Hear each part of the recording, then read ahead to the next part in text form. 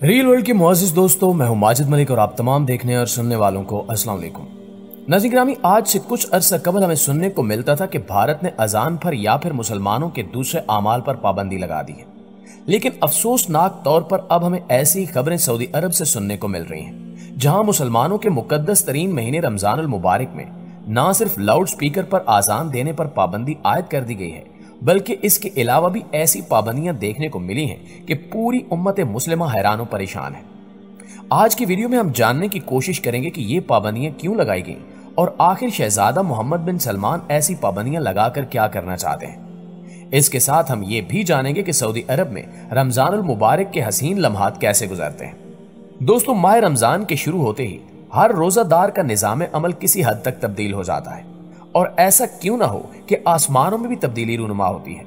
اللہ تعالیٰ کی خاص رحمتیں بندوں پر نازل ہوتی ہیں اور بندوں کے بے شمار گناہوں کی مغفرت ہوتی ہے، نیکیوں کا اجر و ثواب بڑھا دیا جاتا ہے اور سرکش شیاطین قید کر دیے جاتے ہیں، جبکہ جنت روزانہ روزہ داروں کے لیے سجائی جاتی ہے اور بے شمار لوگوں کے لیے جہنم سے نجات کا فیصلہ کیا جاتا ہے۔ چنانچہ اپنے حقیقی مالک کی رضا کے لیے پوری دنیا کے مسلمان اس ماہ مبارک کا اپنی استطاعت و توفیق کے بقدر استقبال کرتے ہیں۔ دیگر ممالک کی طرح سعودی عرب میں بھی ماہ رمضان کی آمد پر خصوصی انتظامات کیے جاتے ہیں۔ رمضان سے قبل زندگی گزارنے کے لیے ضروری اشیاء مثلا چاول، تیل، چینی اور کھجور وغیرہ سستے داموں میں فروخت کی جاتی ہیں۔ اوس طبقے کے افراد رمضان کی آفر کا فائدہ اٹھا کر نہ صرف ماہ رمضان بلکہ مزید چند ماہ کے لیے یہ اشیاء خرید کر رکھ لیتے ہیں، اور ماہ رمضان میں بھی اشیاء کی قیمتوں پر کافی حد تک کنٹرول رہتا ہے۔ سعودی عرب میں پھلوں کی پیداوار کم ہے، لیکن اللہ کے فضل و کرم سے دنیا کا ہر پھل آسانی سے مناسب دام پر دستیاب ہو جاتا ہے۔ کہا جاتا ہے کہ یہاں بجلی کا مسئلہ تو نہیں ہوتا، بجلی سالوں میں صرف اسی وقت چند لمحوں کے لیے جاتی ہے جب نیٹ ورک میں کوئی خرابی آ جائے۔ کھانے پینے کی چیزوں میں عمومی طور پر ملاوٹ نہیں ہوتی، یہاں کسی طرح کا خوف نہیں ہے۔ رات میں بھی کسی وقت صرف میاں بیوی اکیلے اپنی گاڑی سے سینکڑوں میل کے سفر پر نکل جاتے ہیں۔ غرضے کے وہ سہولیات اور آرام جو برے صغیر میں اعلیٰ طبقے کو بھی نہیں ملتا، وہ یہاں عام لوگوں کو میسر ہے۔ سعودیہ کی آبادی 3 کروڑ اور 30 لاکھ ہے۔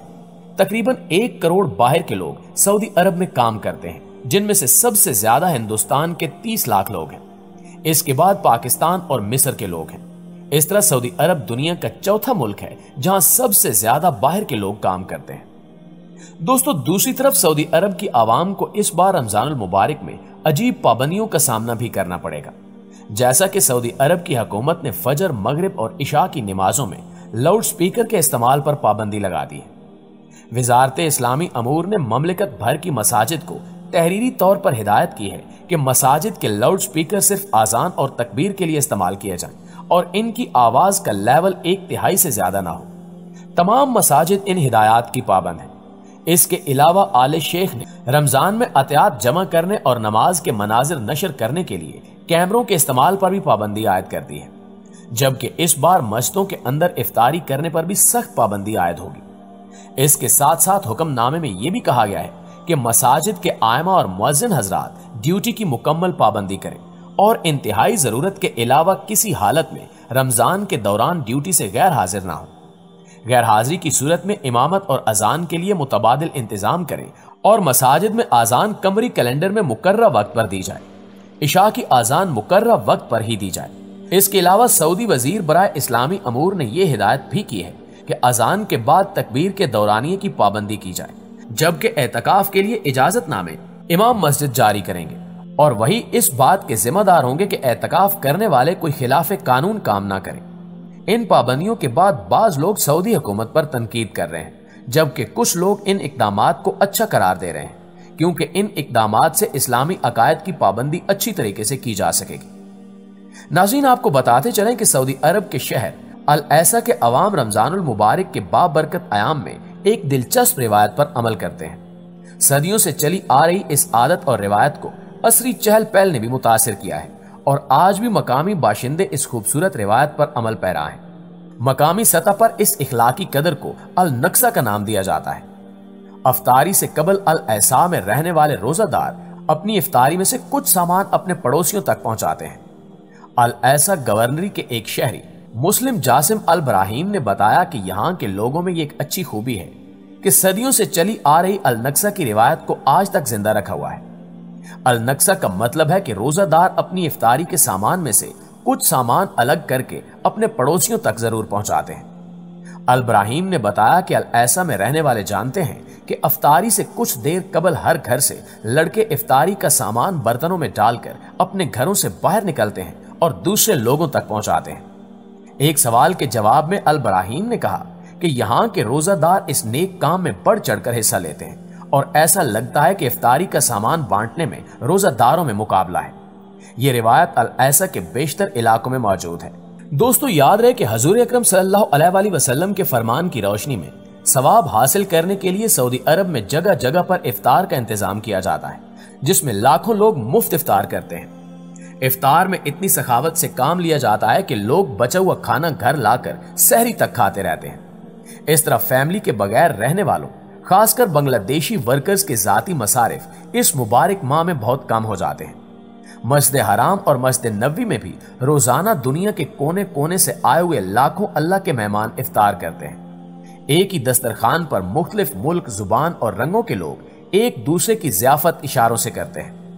मस्जिद हराम और मस्जिद नबवी के अंदर इफ्तार में मुख्तलिफ किस्म की खजूरें, पानी, लस्सी, चाय, कहवा और जूसेस वगैरह पेश किए जाते हैं। बड़ी हैसियत वाले लोग भी ज़ायरीन को इफ्तार पेश करना अपनी सादत समझते हैं, इसलिए वो मोहब्बत और अखुवत के जज्बे से ऐसी ऐसी खजूर पेश करते हैं जो बाजार में भी दस्तयाब नहीं होती।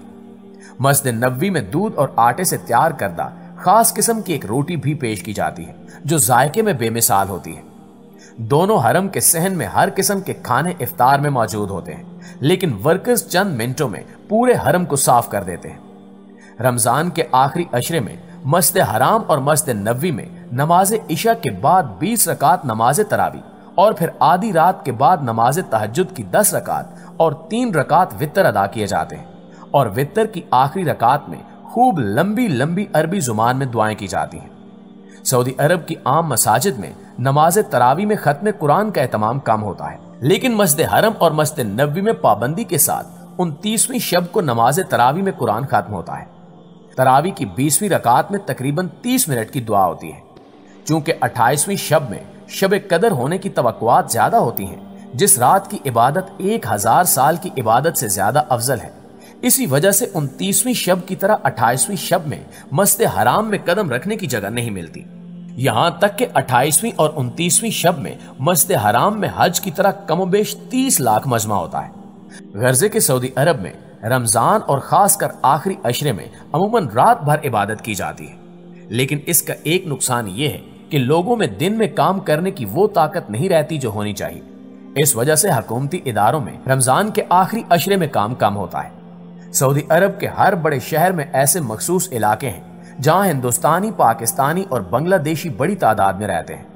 इन इलाकों के होटलों में माह मुबारक में हर वो चीज आसानी से मिल जाती है जो बरसगीर के लोग इफ्तार या सहरी में खाते हैं। बरसगीर के लोग आपस में एक दूसरे को इफ्तार की दावत देकर अपनी समाजी जिंदगी को बाकी रखने की कोशिश करते हैं। दुआ है कि अल्लाह हम सब मुसलमानों को कुरान और हदीस पर अमल करने वाला बनाए। आमीन।